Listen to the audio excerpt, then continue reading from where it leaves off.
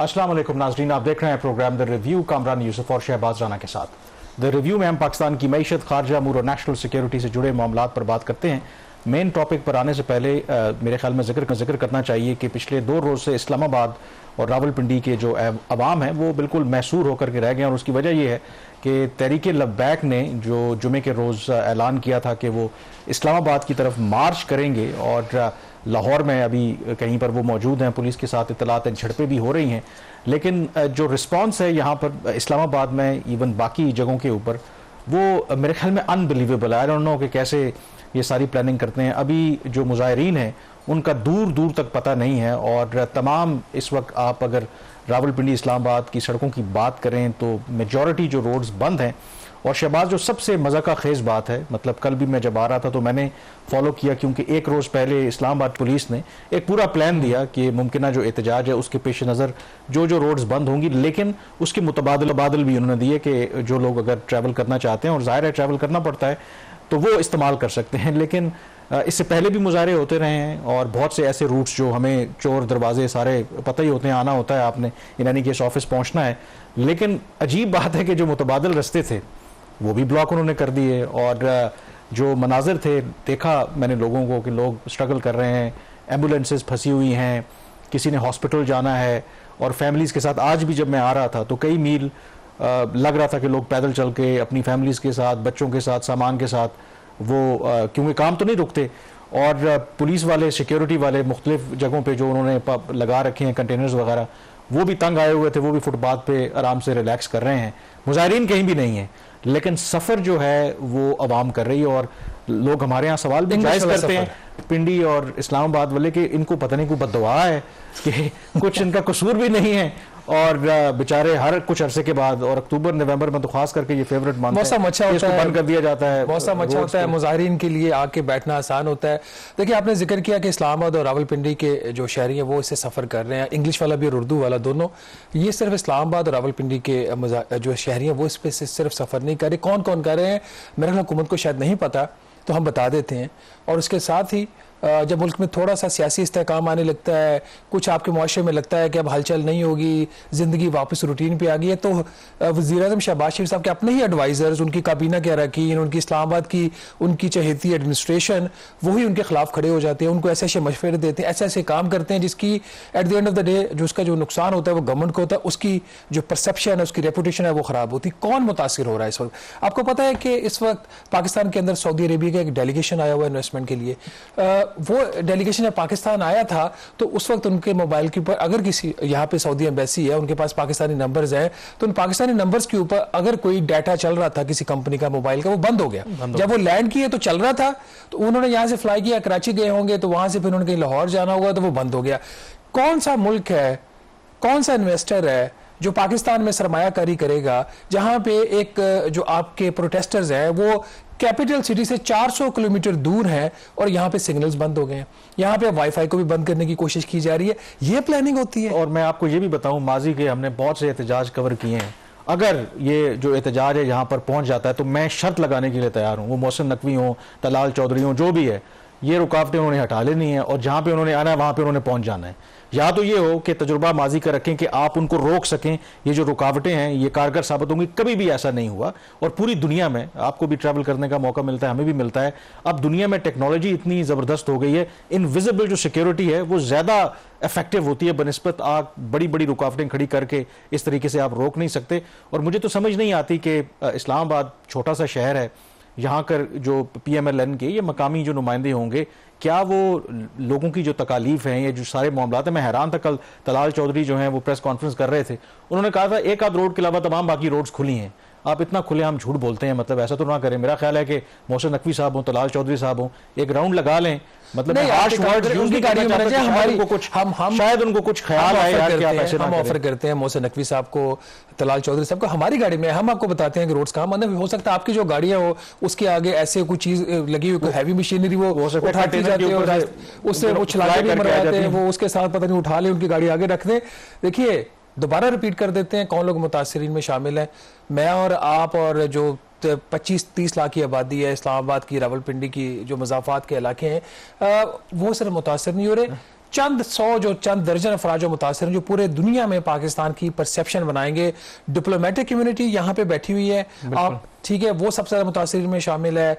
आपके इंटरनेशनल जो इन्वेस्टर्स पाकिस्तान में आए हैं वो मुतासिर है। तो कल फिर कोई ये ना कहे कि पाकिस्तान में सरमाया।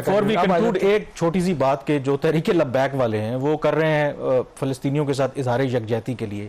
अब पूरे 2 साल से वहां पर बर्बरियत थी, अब जब वहां पर एक उम्मीद बनी है कि शायद हालात बेहतर हो सकते हैं और एक सीज फायर हुई है, इस मौके पर उनको याद आया है कि जी ये हमने अब एहतजाज करना है। और मुतालबा भी उनका ये है कि उन्होंने डिप्लोमेटिक इनक्लेव में यूएस एम्बेसी के बाहर जाना है। अब कोई भी जो सिर्फ यूएस एम्बेसी नहीं है, बाकी दुनिया की वहां पर तमाम मुल्कों की एम्बेसीज मौजूद हैं और रेड जोन है, वहां पर तो आप इजाजत नहीं दे सकते।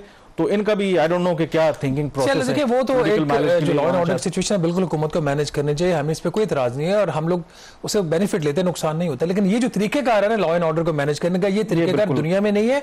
ये हुकूमत की जो उसके बदनामी का एक बाइस बन रहा है। नाज़रीन, बात करते हैं मेन जो इशू जिसके ऊपर बात करना चाह रहे थे, और थैंक्स टू गवर्नमेंट मिसमैनेजमेंट हमें 5-6 मिनट इस इशू को डिस्कस करना पड़ा। सबसे बड़ा जो एक अहम इशू सामने आया है, हमने पिछले हफ्ते भी इस पर ब्रीफली जिक्र किया था, जो पाकिस्तान में इंपोर्ट्स हो रही हैं उसका जो डाटा है वो हाईली कंट्रोवर्शियल हो गया है। पाकिस्तान में कितनी इंपोर्ट्स हो रही हैं, पाकिस्तान की 3 मुख्तलिफ जो इदारे हैं 3 मुख्तलिफ नंबर्स दे रहे हैं। जो हमने दादोशुमार पिछले 5 साल के इकट्ठे किए और ये भी हुकूमती दस्तावेजात में से नंबर्स लिए गए हैं, उसके मुताबिक जो पाकिस्तान सिंगल विंडो है वो भी हुकूमत के कानून, पार्लियामेंट के कानून के तहत बना है। उसके तहत पाकिस्तान में कुछ 321 अरब डॉलर की नाज़रीन इंपोर्ट्स हुई हैं गुज़श्ता 5 साल में, 321 अरब डॉलर की। लेकिन जो स्टेट बैंक ऑफ पाकिस्तान है जो इंपोर्ट्स की जो पेमेंट्स क्लियर करता है थ्रू बैंकिंग चैनल, उसके मुताबिक 291 अरब डॉलर की इंपोर्ट्स हुई हैं। तो 30 अरब डॉलर की इंपोर्ट्स का एक फर्क सामने आ गया। ये बहुत बड़ा नंबर है, ये over a period of 5 years है। जुलाई 2020 से लेकर जून 2025 का ये नंबर है। और इसमें किसी एक हुकूमत की इसमें रिस्पॉन्सिबल नहीं है, इसमें पीटीए की गवर्नमेंट के भी साल शामिल है, इसमें केयर टेकर गवर्नमेंट भी है और वज़ीर आज़म शहबाज शरीफ साहब की भी 2 हुकूमतें इसके अंदर शामिल है। तो ये बहुत ही बड़ी ट्रेड की डिस्क्रिपेंसी सामने आई है। इसमें कामरान, अगर हम डिटेल इस पे डिस्कस करें इसकी वजूहात। डिटेल पे तो आप चलें, फर्दर जाएं। जो पहला जो लोग सवाल भी करना चाहेंगे, वैसे $1 भी अगर आप पाकिस्तान से बाहर ले जाना चाहें तो इतना आसान नहीं होता, लेकिन जाहिर है कि जब आप इंपोर्ट करवाते हैं तो उस मद में तो आपको ज़रूरी होता है। सबसे इंपॉर्टेंट ये सवाल है कि ये जो गैप अभी तक आ रहा है, क्या आपको पता चला है कि ये कोई डिस्क्रिपेंसी है या फिर किसी ने चालाकी के साथ, हमारे यहाँ जो फेवरेट है मनी लॉन्ड्रिंग होती है, इस तरह का कोई इसमें क्रिमिनल एलिमेंट भी शामिल है? कामरान, इसका जवाब इतना आसान नहीं है। इसकी तहकीकात के लिए ही हुकूमती कमेटी बनी थी, उसका मकसद कुछ और था। बेसिकली ये पता कैसे चला, सबसे बड़ी बात तो ये है, आपको पता है चीन के साथ पाकिस्तान की जो तजारत है उसमें हमेशा 4 से 6 अरब डॉलर का उसके अंदर की डिस्क्रिपेंसी रहती है। उसके हवाले से वज़ीर आज़म शहबाज शरीफ ने खुद ये कमेटी बनाई थी कि जो चाइना की ट्रेड है इससे रिलेटेड जो डिस्क्रिपेंसी है उसको देखें। तो वो जब डाटा देखना शुरू किया उन्होंने, जो पाकिस्तान रेवेन्यू ऑटोमेशन लिमिटेड है, प्राल, जो FBR के तहत काम करता है, जो बेसिकली कस्टम का ही डाटा होता है इंपोर्ट का, उसका डाटा देखा। पाकिस्तान सिंगल विंडो जो कानून के तहत बनाई इंटरनेशनल ट्रेड के हवाले से जो मामला था उसको देखने के लिए, उसका डाटा देखा गया। स्टेट बैंक ऑफ पाकिस्तान का डाटा देखा गया। तो पता ये चला कि तीनों एजेंसीज के जो डाटाज हैं वो एक दूसरे के साथ मिल नहीं रहे। अब क्यों नहीं मिल रहे, ये सवाल है। स्टेट बैंक तो कहता है कि हम तो उस हद तक इंपोर्ट को मानते हैं जो थ्रू बैंकिंग चैनल क्लियर हो गई है। इसके उन्होंने कहा जी कि जो मेरी कुछ लोगों से वहाँ पे बात है, उन्होंने कहा कि अब ट्रांजैक्शन बाय ट्रांजैक्शन तो हम देख नहीं सकते। हमने HS कोड के जरिए, जो इसका कोड नंबर होता है जिसके अगेंस्ट आपको चीज़ बाहर से दरामद करते हो, उसके तहत देखने की कोशिश की तो उन्होंने कहा जी हमें नहीं पता चला। But there is a need to look every transaction, every import transaction of the past 5 years के पता चले। ये अब अगर एक चीज़ पाकिस्तान में आई है तो डेफिनेटली तो उसका कोई तो उसकी पेमेंट का मैकेनिज्म तय हुआ होगा ना। इसमें 2-3 फैक्टर या 4-5 बड़े फैक्टर्स हैं जो सामने आए और ये भी फाइनल इसके ऊपर कुछ नहीं है। हुकूमत किस हद तक इसको संजीदा ले रही है, किस हद तक नहीं ले रही है, अभी कुछ कहा नहीं जा सकता।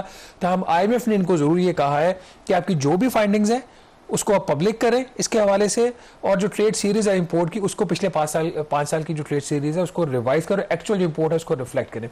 कामरान, इसकी जो पॉसिबल वजूहत हो सकती हैं, इसमें एक वजह यह है डिस्क्रिपेंसी की कि जो इंपोर्ट्स हुई हैं जो बुक नहीं की प्राल ने और पाकिस्तान सिंगल विंडो ने बुक कर ली, वो ज़्यादातर इंपोर्ट्स थी रॉ मटेरियल्स की जो कि एक्सपोर्ट के पर्पसेस के लिए इस्तेमाल होते हैं। कुछ ऐसी इंडस्ट्रीज हैं जिनको हुकूमत ने ड्यूटी फ्री रॉ मटेरियल की इंपोर्ट की इजाज़त दी है, लेकिन उनको फिर जस्टिफाई करना पड़ता है कि हमने इसके अगेंस्ट एक्सपोर्ट कर दी है। तो एक इसके अंदर ख्याल ये किया जा रहा है कि बाहर से raw material duty free import किया गया, उसके से एक चीज बनाई गई, वो चीज बाहर बेची नहीं गई, वो पाकिस्तान के अंदर ही वो चीज बेच दी गई और उसके ऊपर ड्यूटीज इंपोर्ट के ऊपर बचाई गई और डोमेस्टिक स्टेज के ऊपर उसके ऊपर सेल्स टैक्स भी बचाया गया। ये एक सबसे बड़ी वजह कही जा रही है, जिसकी वजह से एक डिफरेंस आ रहा है, क्योंकि प्राल ने ये वाली जो इंपोर्ट हुई इसको बुक ही नहीं किया, लेकिन पाकिस्तान सिंगल विंडो ने पकड़ लिया और इसको बुक कर लिया।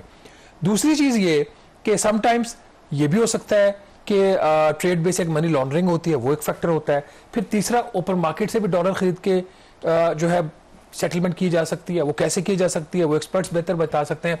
चौथी एक चीज़ ये भी हो सकती है कि इसका जो बाहर से ही किसी ने इंपोर्ट की सेटलमेंट कर दी और वो पूरा एक जो नेक्सस बना तो उसके तहत इसकी कुछ पेमेंट की अदायगी, तो हतमी तौर पर इसके हवाले से अभी कुछ नहीं कहा। एक इसमें जो नुक्ता है, क्योंकि ये जो स्टेट बैंक का नंबर है इसमें आमतौर पर जो फ्रेट चार्जेस हैं या जो इंश्योरेंस वगैरह है वो शामिल नहीं होती, तो क्या ये मुमकिन है कि ये जो गैप आ रहा है उस वजह से भी आ रहा हो, या जो फ्रेट और इंश्योरेंस है शायद उसका नंबर इतना बड़ा नहीं हो सकता कि मसलन अगर आप 2021-22 में देखें तो 10.8 अरब डॉलर की डिस्क्रिपेंसी है, 2023-24 में कुछ 6.7 अरब डॉलर की है, फिर 2024-25 में 5 अरब डॉलर की है, तो इतना जो फ्रेट चार्जेस हैं या इंश्योरेंस, क्या इतना वो गैप फिल कर सकते हैं? देखिए, दो चीज़ें हैं कि ये सिर्फ फ्रेट की वजह से नहीं हो सकता। एक तो ये कि जितनी टोटल इंपोर्ट हुई है, जो PSW का सिस्टम है वो 321 अरब डॉलर बता रहा है और स्टेट बैंक की पेमेंट्स 291 बिलियन डॉलर, तो 30 अरब डॉलर का फर्क है। और ऑन एवरेज अगर देखा जाए तो 10% तक तो डिस्क्रिपेंसी नहीं हो सकती ना, या डिस्क्रिपेंसी तो है 10% की, लेकिन फ्रेट की पेमेंट तो 10% नहीं हो सकती ना, the cost of the good, पहली चीज। दूसरी ये कि अगर ये फ्रेट ही हो तो फिर नंबर कंसिस्टेंट हो ना, जो गैप है वो हर साल वेरी ना करे। जैसे आपने खुद बताया, पहला जो 2020-21 का साल है उसमें 3.5 अरब डॉलर का फर्क है, 21-22 में सबसे ज्यादा 11 अरब डॉलर का फर्क है।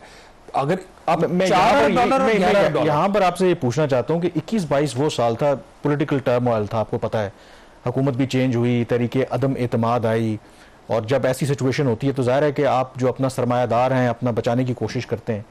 इज इट पॉसिबल कि शायद जब लगा कि ज्यादा अनसर्टेनिटी है तो पैसा अपना आप बाहर भिजवाएं? अच्छा, उस साल में अगर देखें ना तो पाकिस्तान की तारीख की हाईएस्ट इंपोर्ट भी उसी साल हुई। अच्छा, आप किसी का भी नंबर देख लें, जो PSW का नंबर है वो 82.3 अरब डॉलर है, जो PBS ने प्राल का नंबर रिपोर्ट किया वो 80 अरब डॉलर का है, स्टेट बैंक का उस साल का नंबर है वो 71.5 अरब डॉलर का। तो डिस्क्रिपेंसी इस साल भी ज्यादा, इंपोर्ट भी ज्यादा, डिस्क्रिपेंसी भी ज्यादा। लेकिन इवन देन जो आपका कोर क्वेश्चन है फ्रेट वाला, तो फ्रेट का मार्जिन इतना तो नहीं हो सकता ना कि 80 अरब डॉलर की आपकी इंपोर्ट और उसमें 11 अरब डॉलर का फ्रेट हो, ऐसा नहीं होता। फिर 22 अगर आप देखिए 22-23 के अंदर 4.5 अरब डॉलर का फर्क है, फिर 23-24 में जंप करके तकरीबन 7 अरब डॉलर पे चला जाता है। तो इसके ना सिर्फ मल्टीपल फैक्टर्स हैं, टाइमिंग का डिफरेंस भी हो सकता है पेमेंट की, क्योंकि जो स्टेट बैंक है उसने इस हवाले से जब हमने पिछले स्टोरी की थी तो उन्होंने एक जनरल क्लैरिफिकेशन भी दी थी कि ये जो ट्रेड डाटा की डिस्क्रिपेंसी है ये इसका हमारे तजारती खसारे का नंबर जो है और ओवरऑल जो करंट अकाउंट का नंबर है उसके ऊपर फर्क नहीं आएगा, क्योंकि हमने जो पेमेंट्स किए वो बैंकिंग सिस्टम से किए। तो हमारा जो करंट अकाउंट का सरप्लस है पिछले साल का स्टेट बैंक के बकौल, वो उस पर ज्यादा फर्क नहीं आएगा, थोड़ी बहुत उनका माइनर वेरिएशन हो सकती है। लेकिन सवाल ये पैदा होता है कि फिर भी 30 अरब डॉलर की इंपोर्ट पाकिस्तान में ज्यादा हुई है उसके मुकाबले में जो कि स्टेट बैंक ऑफ पाकिस्तान ने पेमेंट क्लियर की है। तो 30 अरब डॉलर की ये इंपोर्ट किधर गई है, इसकी पेमेंट कैसे हुई है, क्या इसके अंदर ट्रेड बेस्ड मनी लॉन्ड्रिंग हुई है, क्या इसके अंदर टैक्स एवेजन हुई है, क्या इसमें FBR के लोग मुलविस हैं, क्या इसमें कोई और बिजनेस कम्युनिटी का नेक्सस है इसके अंदर। ये वो सारे सवालात हैं जिसके आंसर्स चाहिए, क्योंकि वजह क्या होती है उससे फिर पाकिस्तान की जो क्रेडिबिलिटी है, उसके डाटा की क्रेडिबिलिटी है, वो बहुत बुरी तरीके से मुतासर होती है। और इसकी एक और एग्जाम्पल हम आपको देंगे एक छोटी सी ब्रेक के बाद।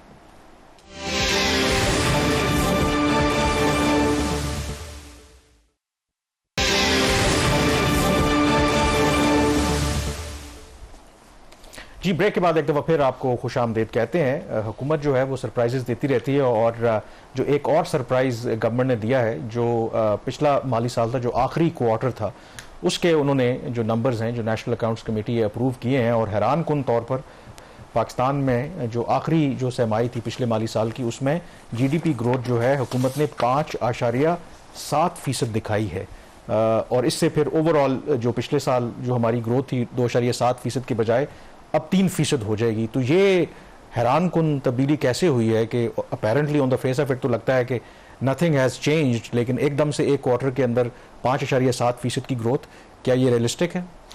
कामरान, मैं तो इसके बारे में कुछ नहीं कह सकता रियलिस्टिक है या नहीं है, लेकिन ये बिलीवेबली बेस्ड ऑन कुछ हार्ड फैक्ट्स होंगी ना, हार्ड फैक्ट्स अभी हम बता भी देते हैं, बिलीवेबली अनबिलीवेबल नंबर है ये। तो ये बड़ा ही इसके अंदर कैच है। आपको याद होगा जब वजीर खजाना मोहम्मद औरंगजेब साहब ने अनाउंस किया था नंबर इसका पिछले साल की इकोनॉमिक ग्रोथ का 2.7%, उस पर शोर पड़ गया था और फाइनेंस मिनिस्टर ने वादा किया था कि इसको वो इन्वेस्टिगेट करेंगे, क्योंकि लोग ये कह रहे थे कि 2.7 हो ही नहीं सकता, क्योंकि जो पहले 3 क्वार्टर्स की ग्रोथ रेट आया है उसको सामने अगर रखा जाए तो आखिरी क्वार्टर में अगर 5.7% के करीब ग्रोथ रेट आएगा तो आपका 2.7 होगा। उन्होंने कहा जी हम कर देते हैं, कोई मसला नहीं है। तो यही इसके अंदर सबसे बड़ा कैच है कि अगर ये नेशनल अकाउंट्स कमेटी की मीटिंग हुई थी जो कि प्लानिंग सेक्रेटरीज को चेयर करते हैं, हुकूमती बॉडी है ये, और इसका अब ट्रेंड देखें अगर, अब जिससे ये सारी चीजें सरप्राइजिंग लगती हैं। अमूमी तौर पर कहा जाता है world bank, ADB, point, state bank of Pakistan, तमाम का ये ख्याल है कि पाकिस्तान की इकोनॉमी के जो स्ट्रक्चरल वीकनेसेस हैं उसकी वजह से पाकिस्तान 4% से ज्यादा ग्रो ही नहीं कर सकता, और ग्रो करेगा तो करंट अकाउंट खसारा आ जाएगा। ये कैसा माली साल था जिसमें हमने आखिरी क्वार्टर में 5.7% से हमारी जीडीपी ग्रोथ हुई, करंट अकाउंट सरप्लस भी हो गए। तो दुनिया की जो थेरीज है, इकोनॉमिक थेरीज, उसको गलत साबित कर दिया हमारी हुकूमत ने। इस पे इनको क्रेडिट तो जरूर बनता है। जो आखिरी क्वार्टर था जो उसका जो नंबर नेशनल अकाउंट्स कमेटी ने अप्रूव किया वो 5.7% जीडीपी ग्रोथ उन्होंने हुई है अप्रैल जून के क्वार्टर में। अब हम 3 महीने पीछे चले जाते हैं, जो जनवरी मार्च का क्वार्टर था उसमें ये ग्रोथ रेट था 2.8%। तो ऐसा क्या हुआ 2.8 से हम 5.7% पे चले गए, और ये वो टाइम था जहां पे 2 हफ्ते हमारा एक ब्रीफ जंग का भी पीरियड था और भी सूरत हाल को इतनी पॉजिटिव नहीं, मतलब कुछ ऐसा अनयूजुअल नहीं था जिससे लगे इकोनॉमी ने यकदम ग्रो किया है। और इसमें आप देखें जो सरप्राइजिंग एलिमेंट है पाकिस्तान के अंदर, हुकूमत को देख लें, इंडिपेंडेंट इकोनॉमिस्ट को देख लें, जो एक्सपर्ट्स हैं उनको देख लें, सब ये कहते हैं कि जो सब पॉलिसीज हैं, high interest rate, high taxes, high cost of energy, हमारी इंडस्ट्री ग्रो ही नहीं कर सकती। वो सब गलत कहते थे। सही आपको बताया नेशनल अकाउंट्स कमेटी, उन्होंने कहा जी नहीं आप सब झूठ बोल रहे हैं, ये तो 20% ग्रोथ हुई है। इंडस्ट्रियल सेक्टर में आखिरी क्वार्टर में 20% ग्रोथ, और उससे बड़ा जो सरप्राइजिंग नंबर आपके लिए होगा कि हमारा जो एक इसके अंदर इसका सब ग्रुप होता है इंडस्ट्री के अंदर, इलेक्ट्रिसिटी, गैस और वाटर की जनरेशन का जो उसकी पैदावार कितनी बड़ी है, 121%, उसमें कामरान इजाफा हुआ है। तो नंबर सरप्राइजिंग है, हमें नहीं पता सच्चे हैं या झूठे हैं, नेशनल अकाउंट्स कमेटी ने मेरे लिए तो ये खबर है कि इसका मतलब है कि ये वो तमाम जो इकोनॉमिस्ट हैं, आप भी उसमें शामिल हैं, कि जी आईएमएफ के प्रोग्राम में रहते हुए, मतलब जो करते हैं उसमें रहते हुए, आईएमएफ के प्रोग्राम में रहते हुए आप 6% ग्रोथ अचीव नहीं कर सकते। इस पेस के साथ तो मेरा ख्याल में इस माली साल में हम सरप्राइज देंगे, 6% ग्रोथ अचीव करेंगे। ये तो नहीं, जैसे मल्टीप्लाई हो रहा है ना कि 2.8 से 5.8, तो 5.8 को 2 से तो फिर आईएमएफ को भी अपना जो वो फार्मूला चेंज करना पड़े, कहें देखें भी हम तो वो तो और काम करेंगे ना, वो हमारे इकोनॉमिस्ट को, स्टैटिस्टिशियंस को हायर करेंगे कि सानू भी दसवें किस तरह हुआ है। अच्छा, अब दूसरा चलें, इसमें तो हमें सरप्राइज मिला है। रही बात जो सर्कुलर डेट है, उसमें अभी तक कोई हमें सरप्राइज नहीं मिल रहा। वो एज यूजुअल, मतलब सरप्राइज ये होता कि अगर उस जिन को हमने बोतल में बंद कर दिया होता, ये बंद हो नहीं रहा हमसे। देखिए जो पावर सेक्टर है ना, ये उन सेक्टर्स में होना सीरियस नोट, पहले तो हम खुद पर हैरान और शॉकिंग पोजीशन में, इसलिए हम बात ऐसे लाइटर टोन में कर रहे थे कि कैसे इसको बताया आवाम को। ये जो पावर सेक्टर है ना, उन सेक्टर्स में शामिल है जिसको जब तक फिक्स नहीं करेंगे पाकिस्तान की इकोनॉमी ग्रो नहीं करेगी। अब खैर हमारी ये बात हमें खुद कहते हुए लगता है गलत है, क्योंकि हम तो 6% के करीब ग्रो करना शुरू हो गए हैं। पावर सेक्टर की परफॉर्मेंस को वज़ीर आज़म शहबाज शरीफ साहब पब्लिकली अप्रिशिएट करते हैं, वहाँ पर बड़ा काम हुआ है। अब जब आप नंबर्स के अंदर जाके देखते हैं तो आपको लगता है कि काम नहीं हुआ। बजट से जो सब्सिडीज दी जाती हैं वहां से मामलात को सीधा किया जाता है। अगर तो काम यह है कि आपका सर्कुलर डेट है पावर सेक्टर का, उसको आपने 600-700 अरब कम कर दिया बजट से सब्सिडी देके, फिर तो कोई परफॉर्मेंस नहीं हुई। अगर तो काम यह है कि आपने उसकी जो उसकी मंथली फ्यूल प्राइस एडजस्टमेंट की कुछ आपने पास ऑन करना था कंज्यूमर्स को, आपने नहीं किया, आपकी रिकवरीज बेहतर होगी, तो कोई काम नहीं हुआ। अब जो असल सवाल आ गया सामने कि अगर पावर सेक्टर ने अच्छा परफॉर्म किया, जिसको बाय द वे आईएमएफ ने अप्रिशिएट किया कि जी हमारे ख्याल में जितना आपने पिछले साल सर्कुलर डेट ऐड करना था उससे आपने कई गुना कम ऐड किया है, सर्कुलर डेट में इजाफा किया लेकिन कम किया। उनका अप्रिशिएट हम करते, लेकिन साथ ही उन्होंने ये भी कहा कि फिर अगर ये आपकी अच्छी परफॉर्मेंस थी पिछले साल की, तो इसको अगले साल भी कंटिन्यू करते। जो सारी डिबेट यहाँ पे जनरेट हुई, हुकूमत ने आईएमएफ को बताया कि ये जो माली साल चल रहा है इसमें पावर सेक्टर की जो इनएफिशिएंसीज हैं और उसके जो बिलों की रिकवरी उसके टारगेट से कम होती है, उसकी वजह से 536 अरब रुपए का सर्कुलर डेट के फ्लो में इजाफा होगा। तो आईएमएफ ने कहा भाई होल्ड डाउन, आप कह रहे थे हमारी कारकर्दगी अच्छी होगी तो आप 536 ना करें और उसमें नेट ऑफ करके कुछ और 505 बिलियन का फ्लो में इजाफा होगा, तो हम आप ये करें कि 200 अरब रुपए का आप इसको तक ले आए। तो हमारे जरा ये बताते हैं कि पावर डिवीजन ने कहा कि इसमें मजीद इंप्रूवमेंट की गुंजाइश नहीं है, ये 536 बिलियन की लॉसेज होंगे।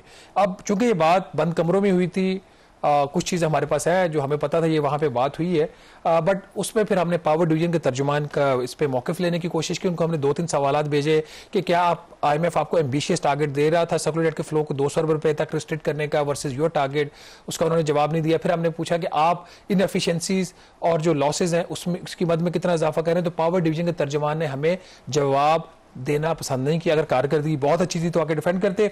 ब्रीफली मैं बता देता हूं जो इन्होंने बताया IMF को कि इस साल ये जो साल चल रहा है, जो सेक्टर की इनएफिशिएंसीज हैं उसकी वजह से 276 अरब रुपए का सर्कुलर डेट में इजाफा होगा इनएफिशिएंसीज में, जो कि पिछले साल से भी 11 अरब रुपया ज्यादा है। और जो असल चीज रिकवरी है बिलों की, उसके मद में 260 अरब रुपए का इजाफा होगा, जो कि पिछले साल से 97% कामरान ज्यादा होगा। जिस IMF ने ये जब सवाल पूछा कि ये कैसे और क्यों इजाफा होगा, आखिर क्या वजह, तो इन्होंने सारी चीजें डाल दी कि सैलाब की वजह से रिकवरीज ऑफ द बिल्स जो है वो कम रहेगी। लेकिन जो इकोनॉमिक लॉसेस का डाटा मैंने देखा है, जो IMF के साथ भी शेयर हुआ है, उसमें ये जो डिस्ट्रीब्यूशन के जो लॉसेज है ना बिलों के, वो 10-11 अरब रुपए से ज्यादा के नहीं डाले हुए। तो मजमूई तौर पर जो कारकर्दगी है पावर डिवीजन की, जिसके ऊपर तर्जुमान ने जवाब देने से गुरेज किया, पिछले साल के मुकाबले में इस साल पावर सेक्टर की इनएफिशिएंसीज और उसकी रिकवरीज में जो कमी है वो उससे पिछले साल के मुकाबले में 35% ज्यादा होंगी। चलें यहाँ पे ब्रेक लेंगे और ब्रेक के बाद जिक्र करेंगे अफगान तालिबान के अबूरी वज़ीर ख़ारजा हैं, इन दिनों भारत के दौरे पर हैं, उस दौरे की क्या अहमियत है और उसकी क्या इम्प्लिकेशंस हो सकती हैं पाकिस्तान और खिते के ऊपर।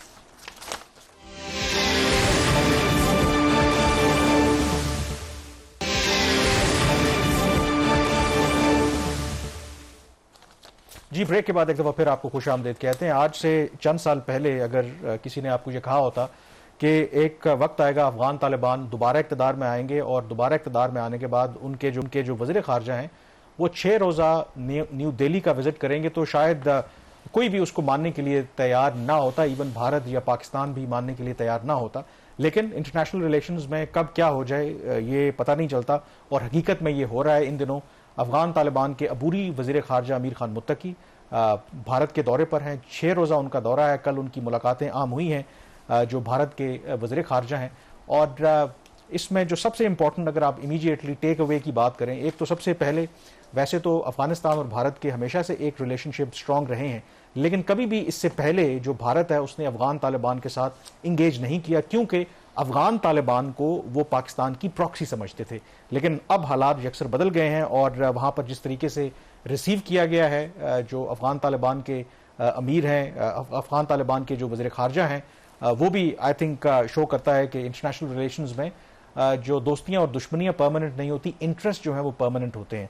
तो उसमें जो इमीडिएटली अगर आप देखें जो 3-4 बड़े टेक अवेज हैं, उसमें एक तो डिप्लोमेटिक जो रिलेशनशिप है उसको अपग्रेड करने का फैसला किया है भारत ने, यानी कि अभी वहां पर उनका एक टेक्निकल मिशन है काबुल के अंदर, अब वहां पर उसका जो स्टेटस है एम्बेसी के तौर पर कर दिया गया, मतलब एक नाज़ुमुल अमूर जो है भारत का वो उसको चलाएगा।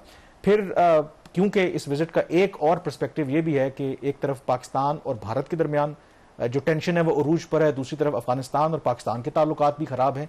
तो अफगानिस्तान और भारत मिलकर पाकिस्तान के हवाले से भी मैसेजिंग कर रहे हैं, और उसमें उन्होंने जो दहशतगर्दी से मुतालिक जिक्र किया है शहबाज, एंड देन जो एक डेवलपमेंट और जो ह्यूमैनिटेरियन सपोर्ट है भारत ने कहा है कि वो उन्हें देंगे, को 20 एम्बुलेंस वगैरह भी उनको दी हैं।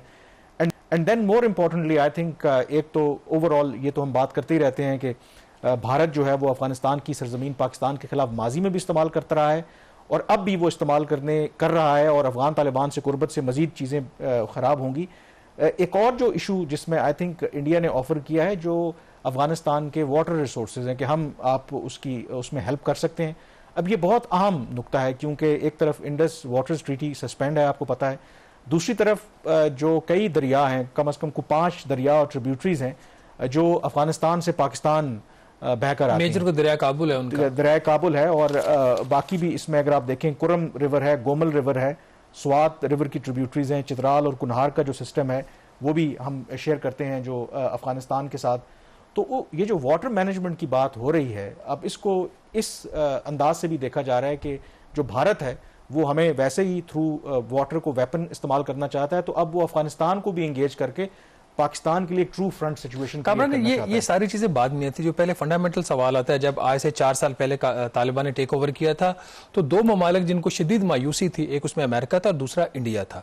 तो ये 4 साल में आखिर ऐसा क्या हुआ कि आज अफगान तालिबान जो हमेशा उन्होंने इस चीज़ का रिगार्ड किया, जो पाकिस्तान ने उनको सपोर्ट किया है डिप्लोमेटिकली, मॉरली, और फिर अफगान महाजिरीन को हमने पनाह दी, उनको रखा, आज वो चीज़ें उस तरीके से नहीं। 4 साल के अंदर क्या टर्न ऑफ द इवेंट्स हुआ कि आज अफगान तालिबान जो है, उनके जो वजीर खारजा है, वो तकरीबन 1 हफ्ते का दौरा है उनका, जिसमें वो रिलीजियस साइट्स के ऊपर भी जा रहे हैं, मुलाकातें भी कर रहे हैं। तो ये क्या अफगानिस्तान की अच्छी पॉलिसी है या पाकिस्तान की खारजा पॉलिसी की नाकामी? देखें, तब्दीली तो 4 सालों की आप बात कर रहे हैं, लेकिन ये पिछले 40-50 साल हमें जाना पड़ेगा और उनसे पूछना पड़ेगा। कुछ लोग जिंदा हैं, जो जिंदा नहीं भी हैं, जो उनकी अफगान पॉलिसी थी और जो हमने इन्वेस्ट किया अफगान तालिबान के ऊपर। और ये वही अफगान तालिबान है, जब अमरीकी यहाँ पर आए थे, उनके ख़ानदानों को, उनके बिजनेसेस को, उनको हमने प्रोटेक्ट किया इस उम्मीद पर कि जब दोबारा ये इक़्तिदार में आएंगे तो कम से कम पाकिस्तान के इंटरेस्ट को नुकसान नहीं पहुँचाएंगे। एक तो क्लियरली आई थिंक वो जो ये सोचते थे उनके मुंह पर ये तमाचा है, इसमें कोई शक नहीं है। और यहाँ पर हमारी क्लियरली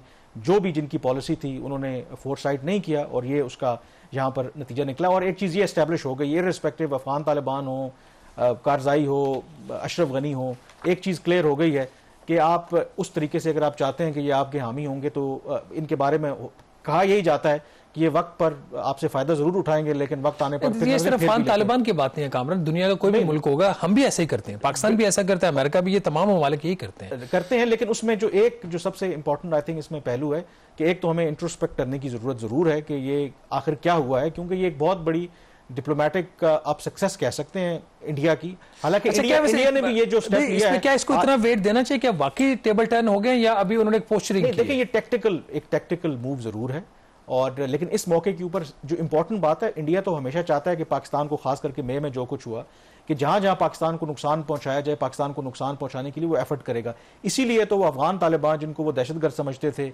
माजी में जो इन पर इल्जाम था कि उन्होंने जो भारत के इंटरेस्ट हैं अफगानिस्तान के अंदर, उनको वहां पर एम्बेसियों के ऊपर, कॉन्सुलेट्स के ऊपर हमले किए हैं अकानी नेटवर्क वगैरह ने, और उनको अब वो गले लगा रहे हैं। मकसद उसका यह है कि पाकिस्तान को तंग करना है। इंपॉर्टेंट इसमें सवाल यह है कि ये जो चॉइस है इस वक्त अफगान तालिबान की, वो भी एक ऐसे मौके के ऊपर, नोइंग द फैक्ट कि जब एक तरफ पाकिस्तान के साथ ताल्लुकात आपके हैं, पाकिस्तान मुसलसल ये कह रहा है कि आप TTP को हमारे खिलाफ इस्तेमाल कर रहे हैं, फिर पाकिस्तान और भारत के दरमियान जो ताल्लुकात की नौयत है, भारत का ट्रैक रिकॉर्ड है कि वो प्रॉक्सीज के जरिए पाकिस्तान को डिस्टेबलाइज करना चाहता है। तो अफगान तालिबान अगर ये समझते हैं कि भारत के साथ हाथ मिलाकर, बिल्कुल उनको अपने इंटरेस्ट होंगे, शायद उसको प्रमोट कर सकते होंगे, लेकिन फिर उसके कॉन्सिक्वेंसेस भी होंगे। अगर इन दोनों के दरमियान जो रफाकत है, अगर ये कुर्बत है, उसका अल्टीमेट टारगेट पाकिस्तान है, तो जाहिर है कि फिर पाकिस्तान काउंटर मेजर्स भी लेगा। इंडिया मीनवाइल कोई बॉर्डर शेयर नहीं करता अफगानिस्तान के साथ, लेकिन पाकिस्तान और अफगानिस्तान का 2600-2700 किलोमीटर तवील बॉर्डर है। तो फिर आई एम श्योर कि अफगान तालिबान ये अच्छी तरह से जानते होंगे कि उनको किस तरह के कॉन्सिक्वेंसेस का सामना करना पड़ सकता है। अदरवाइज ठीक है, वो एक उनका सॉवरेन राइट है किसी भी मुल्क के साथ अपने ताल्लुकात को अगर बेहतर करना चाहते हैं, लेकिन ये रॉकेट साइंस नहीं है कि इस मौके के ऊपर विजिट का पर्पस क्या है, मैसेजिंग क्या करनी है कि पाकिस्तान को थोड़ा तंग करना है। तो अगर आप ऐसे करेंगे तो जवाब मेरे ख्याल में पाकिस्तान की तरफ से भी आएगा। देखते हैं इसकी क्या आगे इंप्लीकेशंस होंगी। यहाँ पे ब्रेक लेंगे और ब्रेक के बाद जिक्र करेंगे मिडल ईस्ट का।